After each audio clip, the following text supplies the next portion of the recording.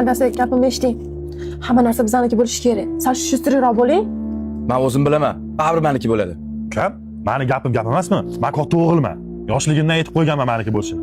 Aka, boshqa bu temaga qaytmaylik. Bu meniki bo'ladi. Mulla aka, hamma narsa sizga bo'lishi kerak emas-ku. Bizning ham orzu niyatlarimiz, havaslarimiz bor. Kelin, siz aralashmang. Menga qara. Men katta o'g'ilman, tushundingmi? Men olib ketaman deyapman. Tushundingmi?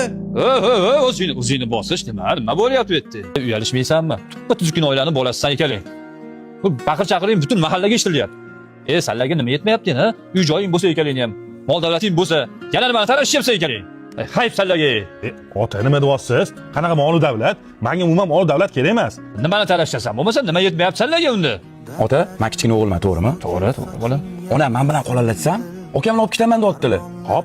Ota, ona ham menikimi? Ha? Men ham katta o'g'ilman, men ham haqqim bormi? Onamni men olib ketaman. Men bilan yashildi. Ota, men ham onasi katta bo'lganman. Niyat qilganman, qaynonam onamdek ko'raman-da. Akajon, iltimos, biz bilan qolsin oyijon. Malades bolalarim. Otalaringga rahmat. Iloyim sizlarga o'xshagan farzandlar ko'paysin. Oyijon, iltimos, ketib qolmang. Men sizni duoyingizni olaman deb niyat qilgandim. Bolam, tarbiya bergan ota-onangizga rahmat. Mana siylabsiz, Alloh sizni siylasin. Ilohim farzandlaringizdan qaytsin bolam.